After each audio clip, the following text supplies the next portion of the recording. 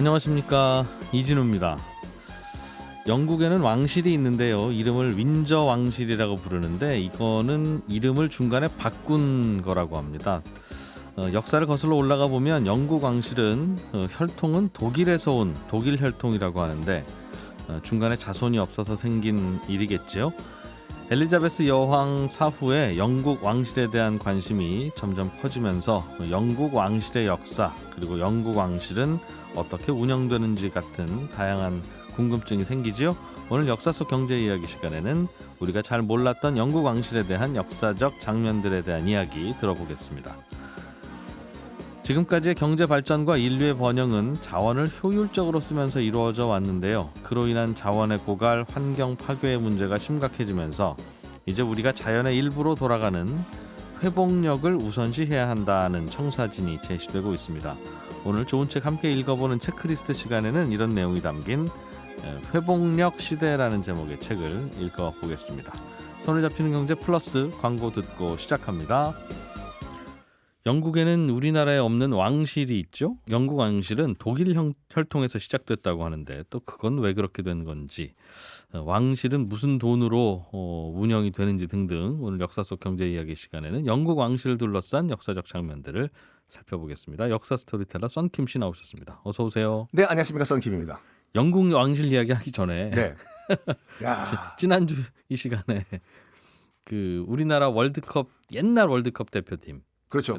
우리가 독립하자마자 거의 처음으로 스위스 월드컵에 갔던 그 이야기. 거의 뭐 저희 지난 시간에 아침 드라마였었죠. 클라이막스 때 다음 시간에 광고 나가고. 네, 한번 들어보면 재밌으실 텐데. 마무리를 할까요? 네, 그때 그 일본으로 가서 예선전 한 거는 어떻게 됐습니까? 일본에 가서 도쿄에 있는 메이지 왕립 스타디움에서 경기를 펼쳤습니다. 당연히 모든 관객들은 다 일본인이었겠죠. 거의 대부분. 네. 우리가 선제골을 먹어요. 음. 선제골을 먹습니다. 네. 그때 이제 그 선수들 증언에 따르면은 다 손을 잡았다고 해요. 우리 선수들끼리. 선수들끼리. 음. 여기서 죽자. 지면 안 된다. 하필이면 여기 메이지 왕립 스타디움이다. 그러면서 무섭게 반격을 해가지고 네. 5대1로 승리를 거둡니다. 5대1? 5대1로요. 와. 드디어 해낸 거예요. 5대1로. 예. 한 경기 더 있잖아요. 네. 한 경기 마지막 경기는 2대2 무승부예요. 그래서 일본을 꺾고 우리 대한민국이 54년 스위스 월드컵 본선 진출하게 돼요. 아하. 문제는 야. 우리나라 정부가 일본 한일전, 최초의 한일전이었거든요. 한일전까지만 생각을 한 거예요. 설마 우리가 본선 갈까까지는 생각을 안 한 거예요. 그럼 스위스 월드컵 출전 준비를 안 해놨어요? 일본까지 갈 생각도 못했던 거. 비행기 표도 없었다니까요. 하기야 그랬으니까. 예. 우리가 스위스를 간다고 이거 어떡할 것이냐. 예. 이제 약간 일이 크게 벌어진 거죠. 야, 일단은 어떻게 가는 방법도 모르고 비행기 표도 이제 그 어떻게 구하는지도 모르고 스위스까지. 일단 1군이 출발하고 2군이 출발을 했는데 예. 그 비행기 표를 예약한다는 것 자체도 몰랐는 거예요. 저 멀리 유럽까지 가는 거를. 일단은 우리나라에서는 직항편이 없으니까 일본 도쿄로 가서 경유를 해서 가자. 네. 도쿄로 왔는데 예약을 안 하고 온 거예요, 사람들이요. 예. 그래서 두석이 모자라요. 아, 선수들 어찌어찌 표를 구해서 샀는데. 네, 다 각자 이제 샀는데 두석이 모자란 거예요. 만석이고 표 두 개는 모자라서 두 선수는 남아야 된다. 남아야 되는 거예요. 세상에. 그래서 막 통탄스러워가지고 정말 두석만 구하면 우리가 스위스 갈 수 있는 건데 네. 이게 어떡하냐 하고 있는데 마침 영국에서 일본으로 신혼여행으로 온 영국 부부가 그 소식을 들은 거예요. 네. 너무 딱해가지고 자기 표를 양보를 한 거예요. 아, 우리가 다음 비행기 타겠습니다. 네. 아. 우리 표 갖고 타십시오. 야.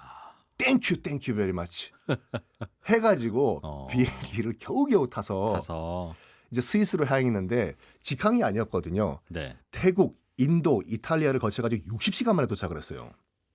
어이구. 이미 개막식은 시작해서 경기는 진행 중이었어요. 아, 그럼 도착하자마자 거의 다음 날 경기, 우리 경기였겠네요. 네. 그러니까 몸 풀고 무슨 현지 적응 이런 건 전혀 없었어요. 세상에.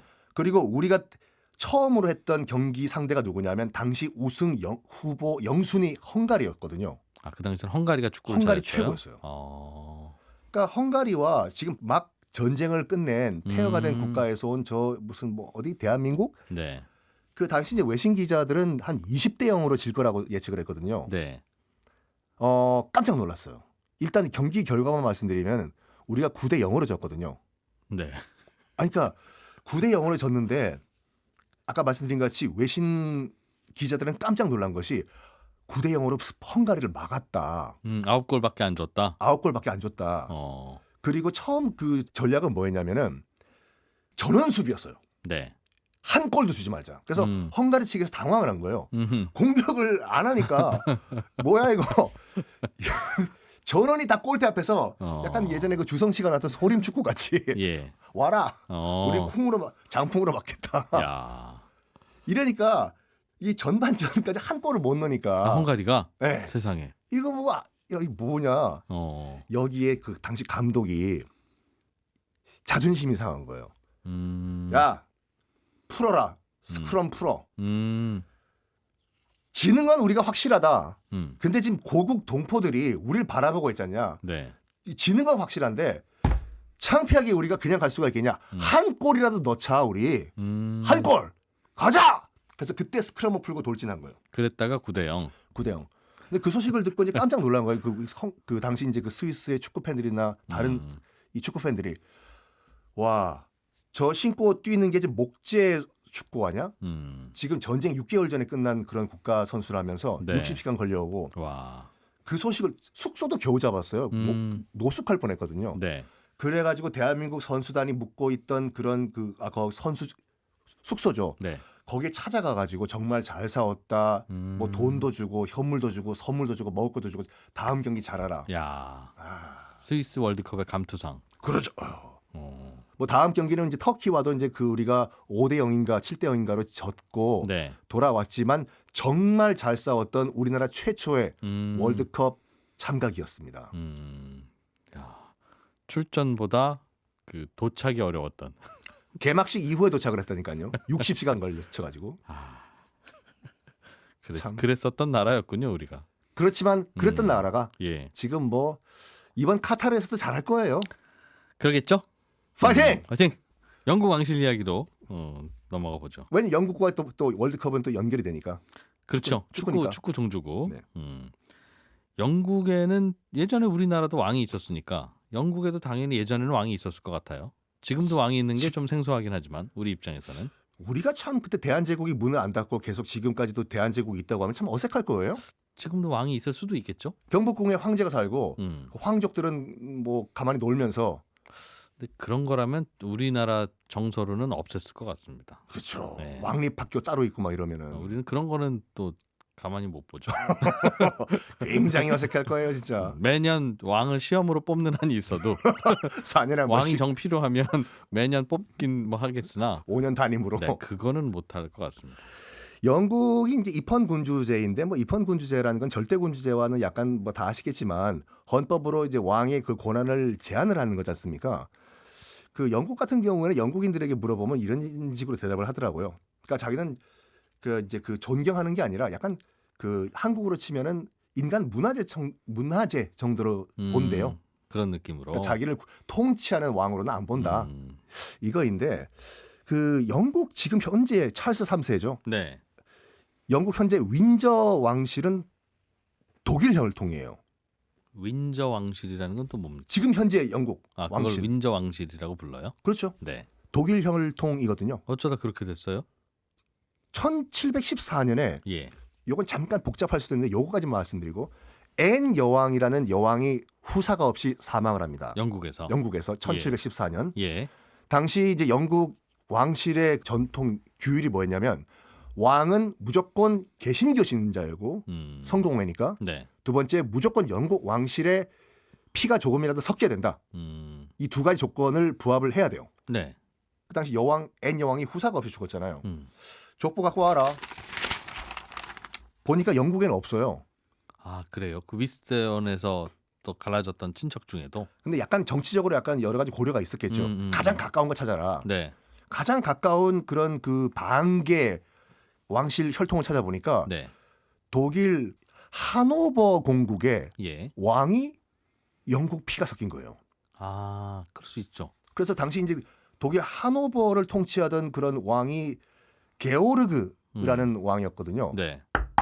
저기 게오르그 왕, 영국 왕도 안 할래요? 좋죠. 겸직이요, 겸직? 겸직을 한 거예요. 그래서 하노버와 영국을 잉글랜드를 동시에 통치하는 왕이 된 거예요. 투잡이네요. 투잡이죠. 예. 그래서 이 게오르그가 음. 일단 런던으로 건너와 가지고 즉위를 합니다. 음. 그러니까 게오르그가 이제 영어식 발음이 조지거든요. 아. 그래서 이제 조지 1세가 되는데 네. 문제는 이 양반이 영어를 못해요. 독일뿐이니까. 독일이니까요. 예. 그리고 독일 당시 이 하노버 공국 같은 경우는 절대 왕정이었거든요. 그런 반면에 영국은 나름 의회 제도가 이제 정착을 한 상태고 왕한테 이러저러 하지 말아라고 간섭 많이 하라. 네. 네. 그게 적응이 안 되는 거예요, 이게. 음. 왕 그러면 안 됩니다. 통촉하십시오. 또 영어도 못하니까 그때 게오르그 독일인 네. 이 조지 1세가 했던 말이 그 유명한 말을 남겨요. 짐은 군림하되 통치하지 않는다. 그 말이 그때 나온 말이에요. 그 조지 1세가 한 말이에요. 그러니까 그렇게 하겠다는 거예요? 아니면 그러니까 자기는 난 손 떼겠다. 난 영어도 아, 못하고 아하. 또 의회 시스템 난 적응도 못하니까 나한테 뭐 복잡한 거 시키지 마. 너희들 알아서 하라고. 나는 군림만 할 테니까 통치는 너희들이 하라고. 그러니까 약간 이게 멋있는 말로 지금 알려져 있는데 좀 말은 이상하네요, 그죠? 그 약간 그때 조지 1세 변명이었다니까요. 통치하지 않을 거면 뭐하러 군림하고 있느냐는 반론을 제기할 수 있는. 영국 왕실 홈페이지 한번 남겨보시죠. 예. BBC에 나올지도 몰라요. 그런데 이제 이렇게 쭉 이제 그 전통이 이어오다가 그 독일 혈통이지 않습니까? 우리가 알고 있는 빅토리아 여왕 때 약간 하노버 공국과 틀어집니다. 네. 게르만족이잖아요. 그러니까 게르만족의 전통은 지금의 성인지 감수성과는 약간 떨어지지만 여자는 왕이 될 수 없다였어요. 네. 근데 빅토리아 여왕이 이제 영국의 여왕이 됐잖아요. 그러니까 게오르그의 후손이에요, 그분이. 그리고 게오르그의 후손이에요. 예. 쭉 하노버와 공동 왕을 이어가고 있었어요. 예. 근데 하노버에서 뭐냐고 지금 어떻게 여자가 왕이 되냐고 빅토리아. 그럼 우린 빠지겠다. 그래서 하노버와 잉글랜드가 그때 갈라서요. 그러니까 대대로 왕이 투잡을 하시다가 마지막 왕이 딸밖에 없었나 보네요. 없었어요. 그거는 독일은 못 받아들이겠다. 하노버는 못 받아들이겠다. 우리는 발 빼겠다. 네. 잉글랜드 혼자 잘해보세요. 했는데 그놈의 사랑이 뭐냐고. 사랑 때문에 다시 독일과 엮이게 돼요. 영국이 독일과. 빅토리아 여왕도 결혼을 해야 됐겠죠. 그렇죠. 누구와 사랑에 빠지냐면 알베르트라는 또 독일인과 사랑에 빠집니다. 그 독일인은 뭐 하던 독일인이에요?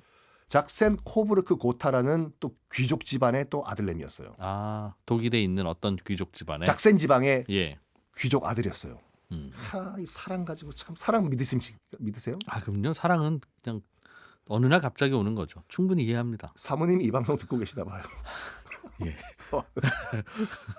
파이팅. 그렇죠. 사랑은 어느 날 갑자기 오는 거죠. 어느 날 훅 들어와요 진짜. 네. 저도 들어왔으면 네. 알겠습니다. 작센 코브르크 고타 가문의 알베르트라는 왕자와 또 결혼을 해요. 그렇죠. 사랑하면 그렇죠. 결혼해야죠. 또다시 독일 혈통과 엮이게 된 거예요. 그때부터 영국 왕실 이름이 작센 코브르크 고타 왕조가 돼요. 네. 이름이. 예. 근데 이게 쭉 이어오다가 그 조지 5세 왕 때 네. 이름을 바꾸게 되는 계기가 있었어요. 조지 5세 때 1차 대전이 터지거든요. 네. 영국과 독일과 싸우잖아요. 그러네요. 독일 전투기가 날라와서 영국 런던 공습을 하는데 네. 하필이면 전투기 옆에 독일어로 고타 전투기라고 써 있는 거예요. 이거 보고 영국 왕실은 멘붕이 온 거죠. 우리 왕실 이름이 독일 전투기에 써 있네. 작센 고브르크 고타라고. 여기에 영국 왕실이 이제 멘붕이 온 거지. 야, 이름 바꾸자. 네. 우리 저거 안 되겠다 이거. 우리 독일 혈통이라고 지우자. 네. 그래서 장명소에 가기도 그렇고 우리 이름 뭐 하지? 하다가 런던 교회에 여러 가지 이제 별궁, 이궁이라고 하잖아요. 네. 그 가운데서 가장 아름다운 별궁이었던 윈저성이 지금도 있거든요. 네. 이 성 이름을 따가지고 우리 이름 바꾸자. 왕실의 이름을. 왕실 이름. 개명 신청하겠습니다. 변리사님. 오늘부터 우리 왕실은 작센 코브르크 고타가 아니라 윈저로 하겠다. 그러니까 그 윈저가 지금까지 이어지고 있습니다. 그래서 영국 왕실의 가문 이름이에요. 그러니까? 가문 이름이 윈저 가문이에요. 윈저 왕조죠. 그런데 지금 독일이나 이 러시아 같은 경우에는 황제가 다 물러났잖아요. 네. 뭐 1, 2차 대전을 거치면서 음. 독일 같은 경우에는 어이가 없게 빌헬름 2세가 1차 대전 지고 밤기차 타고 도망을 가버렸어요. 황제가 네. 아주 비참하게 도망간 게 아니라 밤기차 타고 도망가면서 커피를 내오니까 커피잔을 탁 치면서 차를 갖고 오라고 티 이런 여유를 부리면서 도망을 갔고 러시아 같은 경우는 아시다시피 니콜라이 2세 마지막 황제가 그 요승 라스푸틴에 속아가지고 나라 다 말아먹고 쫓겨나고 결국에는 총살당하고. 근데 영국은 아직까지 왕이 있잖아요. 네. 물론 뭐 스웨덴도 있고 스페인도 왕이 있지만 왕실이 아직까지 유지가 됐던 이유가 뭐냐면 조지 6세의 대활약이었어요. 조지 6세는 언제 계셨던 왕이에요? 2차 대전 2차 대전 때. 히틀러와 싸웠던 아, 네. 그 킹스 스피치 보셨죠? 예. 말 약간 더듬으시는 왕 나오는 네. 그게 조지 6세거든요. 아. 그러니까 정말로 말을 좀 더듬은 말을 잘 예. 못하는 예. 왕이었거든요. 예. 2차 대전 터지고 난 다음에 상대편은 누구냐면 말빨 최고의 히틀러잖아요. 물론 그 이 괴벨스가 다 써준 원고였지만 네. 원래 그 연설을 잘하는 음. 대중선동의 킹 왕짱 히틀러였고 네. 이쪽은 말을 잘 못하는 조지 6세였잖아요. 네. 그 영화 킹스 스피치에서도 나왔지만 한 번 5분짜리 연설하기 위해서 일주일 동안 연습을 한 거예요. 라디오 연설을 하기 위해서. 네. 그걸 국민들이 안 거예요. 그 노력을. 아하. 지금 말을 굉장히 못하지만 라디오 연설에서 저거 하기 위해서 일주일 연습했다. 네. 그리고 결정적으로 히틀러는 공습을 받으면 베를린에 지하 벙커에 숨었거든요. 네. 근데 조지 6세는 버킹엄 궁에 딱 버티면서 나는 안 피한다. 독일이 공습하면 나는 이 버킹엄 궁과 함께 무너져 죽겠다. 음흠. 라고 한 걸 영국 국민들이 본 거예요. 아, 지하로 안 숨는 걸. 그래가지고 으쌰으쌰 우리 국왕도 저렇게 싸우는데 우리 뭐하냐. 그래가지고 결과적으로 2차 대전에서 영국이 승리하고 영국 왕실이 지금까지 유지가 된 거예요. 아, 그때 얻었던 인기가. 네. 그 조지 6세의 딸이 바로 엘리자베스 2세 여왕이었습니다. 아하. 얼마 전에 이제 작고를 하신. 근데 이제 찰스 이제 3세가 됐죠. 네. 찰스 왕세자 거의 평생 직업이 이제 스탠바이하는 왕세자였던 예. 웨이터. 웨이터죠. 네. 이제 즉위식 사인할 때 이제 잉크 치우라고 한 거 화제가 됐었는데 원래 성격이 진짜 까다롭대요. 어느 정도였냐면은 아침에 일어나 가지고 치약을 자기가 안 짠대요. 이제 버틀러라고 집사가 있잖아요. 네. 집사가 칫솔에 위에 치약을 정확하게 1인치를 안 짜면은 이를 안 닦았대요. 치우라고. 잠잘 때 파자마가 칼같이 쫙 다림질 안 돼 있으면 다시 해오라고. 특히 이제 뭐 이렇게 자기 엄마가 여왕이었잖아요. 네. 여왕이 쓴 편지가 실수로 쓰레기통에 빠지면 책상 옆에 자기가 주우면 되잖아요. 전화해가지고 버틀러한테 뚜루뚜루 와보라고. 네, 왕세자님 부르셨습니까? 쓰레기통에 빠진 우리 엄마 편지 좀 꺼내달라고. 이 정도로 굉장히 결벽증 환자였다고 합니다. 인기 없겠네요. 네? 인기 없겠어요. 잘해야 돼요. 지금 영국인들 자기 입으로 지금 영국 그 윈저 왕조는 인간 문화재라고 하고 있잖아요. 관광 수입만 창출해주는 찰스 3세가 잘해야 됩니다. 그러게요. 영국 국민들이 내는 세금보다 관광 수입이 많으니까 뭐 그럴 수 있다는 느낌. 맞습니다. 정도로 운영되고 있는 것 같은데 역사 스토리텔러 썬킴 씨와 함께한 영국 왕실 이야기 앤드 우리나라 월드컵 대표팀 이야기도 별책 부록으로 잘 들어봤습니다. 고맙습니다. 네, 감사합니다.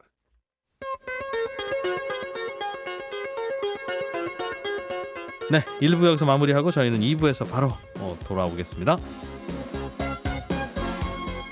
앞으로 펼쳐질 100년간의 미래는 어떤 시대가 될까? 많은 분들이 이런 고민 또는 궁금함 갖고 계실 건데요. 그래서 아마 미래학자라는 분들도 이런저런 전망을 내놓고 있습니다. 오늘은 제러미 리프킨이라고 하는 유명한 미래학자가 최근에 쓴 책이 하나 있어서 그 책 내용을 좀 들여다보려고 하는데요. 결론은 그동안의 산업화 시대, 진보의 시대가 이제 끝나고 다시 회복을 중시하는 시대로 바뀔 거다라는 주제랍니다. 오늘 체크리스트 시간에 회복력의 시대라는 책을 함께 읽어보죠. 김치형 경제뉴스 큐레이터와 함께합니다. 어서 오세요. 네, 안녕하세요. 이분은 저자가 좀 유명한 분이죠. 네. 제러미 리프킨. 네. 뭐 이름은 들어보신 분들이 꽤 많을 것 같은데요. 예. 이른바 뭐 종말 시리즈라고 해서 노동의 종말, 소유의 종말 뭐 이런 책도 썼고요. 예. 우리나라에서는 수소사회란 책으로도 꽤 많이 알려졌습니다. 아무래도 수소 생태계를 이전 정부가 꽤 강조를 했었기 때문에 예. 그 당시에 많이 언급됐던 인물이기도 하고요. 그리고 더 그 전으로 가면 뭐 엔트로피, 뭐 한계 비용 제로의 사회 등 뭐 다양한 책을 썼습니다. 근데 예. 이번 책은 이런 과거에 자신이 썼던 책의 종합판 뭐 이렇게 볼 수 있을 것 같은데요. 그러니까 자기가 주장했던 아까 뭐 종말 시리즈들 네. 이런 것들의 종말, 그다음에 뭐 수소 사회 이런 것들이 종합되면 어떤 사회가 미래에 펼쳐질까라고 했을 때 그 사회를 본인이 회복력 사회, 회복력 시대 이렇게 표현을 한 것이죠. 예. 저는 노동의 종말을 읽고 얼른 빨리 왔으면 좋겠다 이 사회가. 일 안 할 수 있는 세상이 온다는 뜻인가 싶었던 기억이 있는데 네.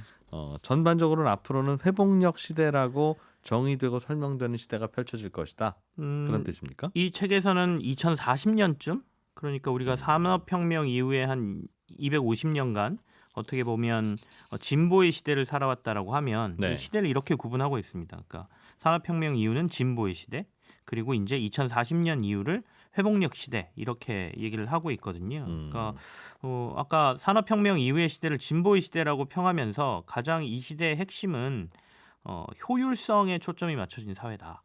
진보 보수하는 그런 진보가 아니라 네네네. 우리가 빨리 뭔가 생산성을 높이기 위한 진보, 발전 네, 중심의 발전, 시대. 그렇죠. 예. 그러다 보니까 이 진보의 시대가 가장 초점을 맞췄던 이 효율성에서 발생했던 다양한 폐해들이 있는데, 그러니까 뭐든지 효율적이라고 하면 다 걷어내고 이걸 한다. 또는 뭐 대량 생산을 해서 한 가지 제품만 생산한다. 여러 가지 문제들이 산업사회에 생겼지 않습니까? 예. 그렇다 보니까 자연 자원에 대한 착취라든지 그러니까 어떻게든 자연은 파괴시켰지만 그래도 우리가 뭔가를 빨리 생산해내서 효율적으로 하면 되는 거기 때문에 그다음에 대량 생산을 통한 비용 절감, 농협 분야에서는 어떻게 보면 지난번에 저희가 품종 얘기 뭐 이런 거 했을 때 종자 얘기했을 때 단일 품종을 재배했을 때 나오는 문제들 뭐 이런 거 말씀드렸지 않습니까? 그러니까 예. 뭐 화학 비료를 더 사용하게 돼서 자연은 파괴되고 그다음에 나중에 뭐 병충해가 왔을 때 더 큰 문제가 생기고 뭐 이런 것들도 포함되겠고요.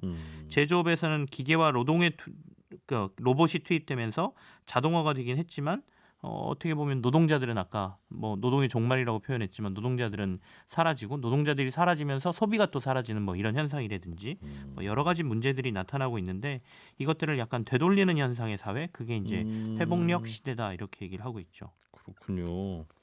그러면 지난 200년간이 네. 산업혁명 이후에 우리 인류가 눈부시게 발전한 시기로도 볼 수 있는데 맞습니다.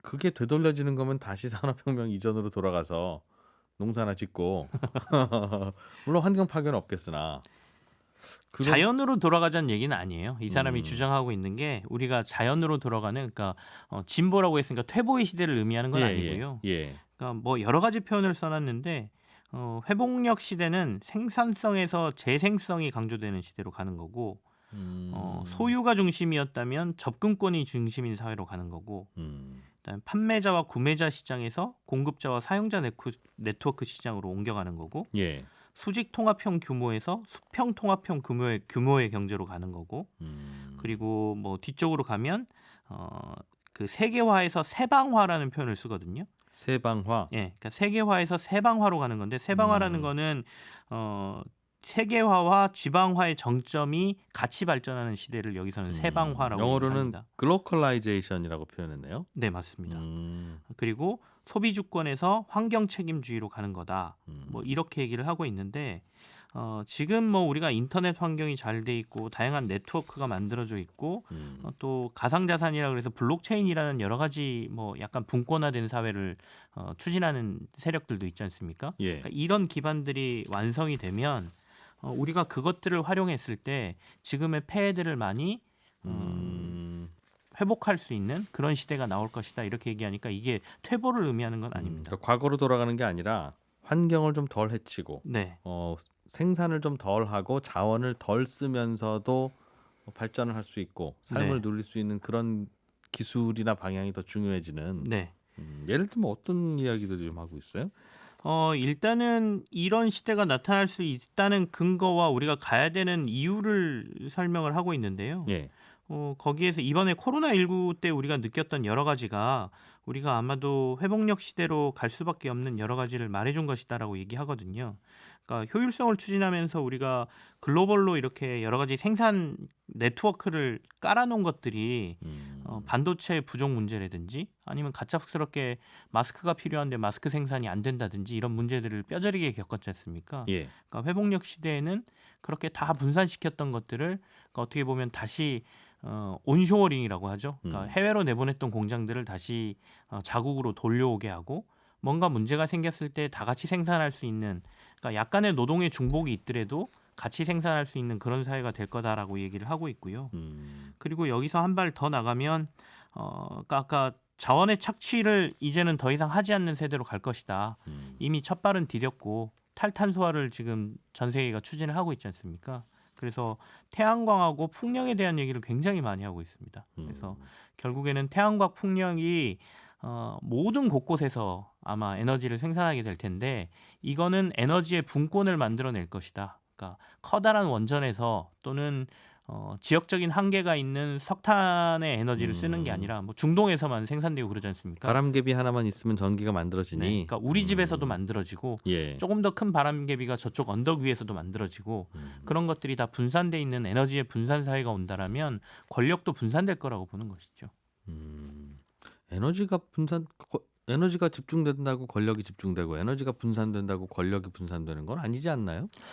여기서는 굉장한 그것 때문에 권력의 집중 현상이 나타났다라고 분석하고 있거든요. 제러미 리프킨 같은 경우에는 특히 지정학적으로 봤을 때 석탄을 가지고 있고 석유를 갖고 있었던 산유국 내지는 네. 뭐 자원 부국들이 네, 힘을 발휘하는 그 상황이 정치적으로도 굉장한 위력을 발휘했고 바람 잘 불고 햇빛 잘 드는 곳이라면 누구나 이젠 에너지를 만들 수 있으니까. 자본도 그쪽으로 갔기 때문에 예. 그런 것들 때문에 나타나는 여러 가지 문제들, 자연 파괴도 있었지만 그런 권력 투쟁이라든지 정치적인 문제라든지 이런 것들이 사라질 수 있는 사회가 될 것이다 예. 라고 얘기를 하고 있죠. 그렇군요. 또 어떤 얘기들이 좀 들어있습니까? 이 책을 읽다 보면 이 책이 과학 책인지 생물학 책인지 좀 헷갈리기도 하거든요. 그러니까 여러 가지 자신의 그 주장을 검증하기 위해서 이전 책 아마 제러미 리프킨 책 읽으신 분들도 그런 거 느끼셨을 텐데 연력학 일법칙을 굉장히 중요시합니다. 그게 뭐죠? 연력학 일법칙이? 지구상에 있는 에너지는 유한하고 정해져 있는데 단지 모양이 변하거나 다른 형태로 있을 뿐이지 정해진 그 에너지는 그대로 있다라는 게 연력학 일법칙이지 않습니까? 에너지 보존? 네, 예. 일종의 에너지 보존 법칙이죠. 그래서 이 연력학 일법칙을 가지고 모든 걸 설명을 하죠. 그러니까 우리가 지금까지 자연을 파괴시키고 여기서 끌어낸 에너지가 결국엔 다른 모양으로 다른 데에 응집돼 있고 이게 기후 문제라든지 이런 것들을 일으키는 것도 결국엔 연력학 일법칙 때문이니까 우리가 자연에 같이 사는 존재로서의 어떤 인간종이라고 표현을 하는데요. 이 인간종이 지금까지 파괴한 걸 회복력 시대에서는 다시 그 에너지를 우리가 뭔가를 보존하거나 돌리는 방향으로 써야 된다라고 얘기를 하고 있죠. 듣다 보면 다 당연하고 네. 저도 할 수 있는 얘기 같기는 한데 그쪽으로 반드시 가야 된다는 당위의 이야기입니까? 세상은 어떻게 좀 바뀔까요? 당위적으로 가야 된다라고도 주장을 하고요. 이미 아까 말한 진보의 시대가 종말을 맞고 있다라고도 얘기를 하고 있습니다. 그러니까 앞서 이제 탈탄소화로 가기 위한 여러 가지 글로벌 사회 그 행동이나 이런 것들이 예. 진보의 시대를 종말시키기 위한 첫 번째 단초가 될 수 있고 그쪽으로 이미 시대는 이동하고 있는 것이고 예. 그리고 인터넷의 발달, 그다음에 과거로 보면 나사에나 썼을 만한 그 컴퓨터, 슈퍼컴퓨터급을 우리가 손에다 들고 다니는 그러니까 모바일 시대의 혁명, 예. 거의 모든 사람들이 네트워크를 가지고 있는 이 사회, 이런 것들이 결국에는 미래 회복력 시대를 만드는 기반을 만들고 있어서 한 단계 한 단계 지금 진행되고 있는 상황에서 벌어지는 다양한 부작용들을 보고 사람들이 그 사회로 못 갈 거야. 그러니까 네. 우리가 흔히 말하는 공유 서비스라든지 뭐 이런 것들도 결국엔 실패하는 거 아니야? 지금 네. 뭐 한참 잘 나가다가 많이 또 주춤하고 있지 않습니까? 그게 노동의 종말이 온다고 하더니 아직도 안 오고 있고 노동은 계속 늘어나고 소유의 종말이 온다고 하더니 네. 여전히 소유권은 중요하고 그렇게 비관적으로 네. 나를 바라보겠지만 네. 여기 제러미 리프킨이 그렇게 얘기합니다. 이제 시작이야. 시작할 때는 다들 그렇게 주춤주춤 거리면서 여러 가지 문제를 일으켰어. 증기기관이 발명된 산업혁명 초기에도 네. 세상이 이렇게 변할 줄 몰랐었지만 결국에는 그걸 기반으로 해서 에너지원을 석탄에서 끌어쓰면서 모든 예. 사회가 변했고 이제 기반은 깔렸으니까 앞으로 사회는 급변하게 변할 거야 이렇게 얘기를 하고 있죠. 그 노동의 종말에서도 노동이 사라질 거고 다 네네. 기계로 대체될 거고 그러다 보면 투자도 줄어들 거고 네. 자동화가 될 거고 그럼 자동화가 돼서 만드는 물건과 서비스는 존재한다고 하더라도 그걸 그럼 누가 소비할 누가 소비할 거냐. 것이냐의 문제. 공장에서 일하고 월급 받은 걸로 소비해야 되는데 네. 일을 안 하면 월급은 누가 줄 것이며 소비를 누가 하지? 뭐 여기에 대한 고민도 여전히 남아 있을 것 같은데요. 그래서 아까 분산된 사회, 예. 그다음에 오프쇼어링이 아니라 온쇼어링으로 데려오는 것들 이런 것들이 어떻게 보면 그 전에 없었던 노동력을 만들어내고 새로운 투자를 만들어내는 거지 않습니까? 그러니까 예전에는 중복된 투자라고 하지 않을 것들을 당연히 해야 되는 사회가 되고 그다음에 네트워크이고 분산으로 소비를 일으키기 때문에 그간에 우리가 많이 안 만들어도 되는 그런 사회가 될 수 있다 이렇게 주장을 하고 있습니다. 그게 무슨 말이죠? 우리가 안 만들어도 되는 걸 만든다는 건? 그러니까 과거에는 백업 시스템이라는 게 없이 네. 그러니까 뭐 아까 말씀드린 것처럼 반도체도 우리는 안 만들고 뭐 한국에서 만들면 훨씬 잘 만드니까 당신들이 만드세요라고 지금은 네. 해외에서 만들고 있었는데 예. 이제는 미국에서 만들겠다고 하지 않습니까? 그러면 다시 미국에는 공장이 더 지어지는 거고 그렇죠. 그럼 노동력이 다시 만들어지는 거죠. 그러니까 더 노동은 더 필요하겠네요. 그게 이제 기계로 대체될지 앞으로 다른 방법으로 생산될지는 모르겠지만 우리가 그전에는 효율성이라는 것만 생산하고 했던 것들을 예. 다시 과거로 돌아가야 된다는 부분은 어느 정도 인정을 하고 있는 것이죠. 예. 알겠습니다. 이런 미래 서적을 보면 고개가 끄덕여지기도 하면서도 네. 뭐 막연한 미래 이야기를 하는 거면 누가 못하나 하는 생각도 드는데 네네. 뭔가 좀 구체화되어 있는 내용들도 좀 있던가요? 미국에서 2019년도에 예. 이 제러미 리프킨이 민주당하고 자신의 주장, 그러니까 미래 사회에 대한 여러 가지 인프라 투자와 관련돼서 실제로 진행했던 것들이 있다라고 얘기를 합니다. 그래서 예. 한 2년 동안 한 10차례 이상의 미팅을 하면서 자기 연구원들과 2020년도 8월에 237페이지 분량의 회복력 혁명 기초 인프라 체계적 전환을 위한 상세 계획 이런 보고서를 만들어서 제출을 했다라고 하거든요. 본인이 예. 미국 정부에 예. 그래서 이 보고서의 제목이 미국 3.0 회복력 사회 이렇게 되어 있습니다. 그래서 그 구체적인 내용을 여기 좀 써놨거든요. 어떤 인프라들을 만들어야 되냐? 앞서 말씀드린 것처럼 풍력이나 태양광부터 시작해서 예. 뭐 여러 가지 인프라를 만들어야 된다는 내용이 들어 있는데요. 그러니까 상업 및 가정용 건물의 태양광 발전 시스템에 한 6조 달러 정도. 네. 그리고 상업 건물과 주거 건물의 에너지 효율을 높이는 투자에 4.8조 달러. 최근에 바이든 정부가 하는 투자들이 대체로 다 이런 것들이군요. 예, 비슷합니다. 그다음에 전국적의 뭐 전기차 인프라 투자를 위해서 1조 4천억 달러. 그다음에 뭐 해외로 나간 공장 제조업 공장을 다시 불러들이고 히토류 공급처를 다시 확보하고 물류 시스템과 공급망의 회복력 구축이 필요성 뭐 이런 것들도 언급돼 있는 이 보고서를 민주당을 통해서 정부에 제출을 했고 어떻게 보면 아까 말씀하신 것처럼 지금 바이든이 추진한 여러 가지 정책에 예. 기반이 되는 투자 뭐 이런 것들의 하나의 뭐 기초 자료로 쓰이고 있다라는 느낌이 좀 들죠. 그렇군요. 이 책에 나와 있는 재미있는 뭐 흥미로운 포인트들 뭐 이 책을 다 안 읽더라도 이런 얘기는 알아두면 재밌겠네 싶은 것들은 어떤 게 좀 있습니까? 온갖 과학 얘기가 등장하는데요. 예. 그중에 저는 GPS 부분 설명한 게 생각보다 제가 모르고 있던 사실들이 있어서 참 재밌었습니다. 그러니까 네. 산업혁명 시대에 그러니까 진보의 시대라고 불렸던 이 산업혁명 시대에 시간과 공간을 우리가 어떻게 규정하고 활용하느냐에 따라서 효율성 개선이 굉장히 빨라졌다. 그러면서 GPS를 언급해 주거든요. 그러니까 GPS가 1989년도에 미국에서 최초로 이제 위성을 하나 쏘면서 시작된 게 1995년도에 이제 GPS 시스템이 완성됐는데 33개의 위성이 지금 쏴져 있고 예. 우리가 어디를 돌아다녔을 때는 이 33개 위성 중에 4개의 위성이 중복으로 저의 위치를 체크하고 있고 그래서 어디를 가든지 이 4개의 위성이 우리의 이 시스템을 체크하는 게 이 GPS고 전 세계 감시국 16곳에 분산된 군인과 민간인 8,000명이 우리의 위치를 지금 다 체크하고 있다. GPS 시스템으로. 이렇게 얘기를 하고요. 처음엔 미국이 이렇게 GPS 시스템을 갖췄고 시간이 지난 다음에 유럽연합도 2011년도에 GPS 같은 갈릴레오 위치 측정 시스템이라는 걸 출범을 시켰고 그게 있어야 지상에서 GPS를 이용할 수 있다는 거죠. 네네. 그리고 러시아는 글로나스 위치 측정 시스템이라는 것을 지금 보유하고 있고 네. 중국도 바이두 위성 항법 시스템이라는 GPS 시스템을 가지고 있다. 그러니까 이거는, 각국이 이 위치 정보를 확보하기 위한 노력을 했다는 것이죠. 필요한 사람이 갖다 쓰는 건데 네. 결과적으로는 이게 감시가 된다는 겁니까? 결국엔 모든 행동과 모든 위치를 감시하고 이걸 정보화해서 이 사람이 앞으로 어디로 갈지 어떻게 할지를 할 수 있는 거니까요. 앞으로 뭐 자율주행을 한다든지 그다음에 제가 핸드폰을 가지고 다닌다든지 이런 게 모두 GPS로 연동돼 있죠. 이게 있어야 뭔가 회복하는 회복력 시대의 기반이 되는 것이다.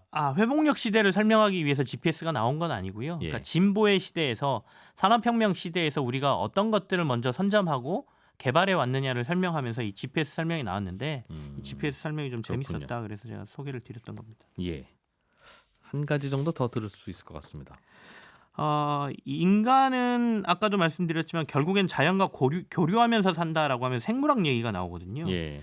그러면서 인체 세포에 대한 설명이 나오는데 우리가 일반적으로 사람들이 자신이 가지고 있는 장기나 이런 것들은 한번 태어나서 생기면 그걸 영원히 쓴다라고 생각하지만 2005년도에 나온 논문을 가지고 얘기를 하는데요. 스톡홀름 대학에서 발표한 논문을 가지고 얘기를 하는데 우리 몸에 있는 이런 것들이 계속 재생하고 있어서 적혈구의 평균 수명은 15년마다 한 번씩 새로운 적혈구가 태어나고요.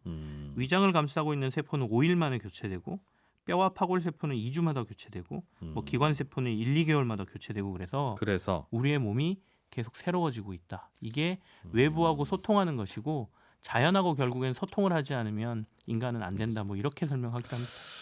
납득되는 것도 있고 안 되는 것도 있고 다양하게 재밌는 내용들이겠네요. 김치영 경제뉴스 큐레이터였습니다. 고맙습니다. 네, 감사합니다. 네, 손에 잡히는 경제 플러스 여기서 마무리하고 저는 내일 아침 8시 30분에 손에 잡히는 경제에서 또 인사드리러 올게요. 이진우였습니다. 고맙습니다.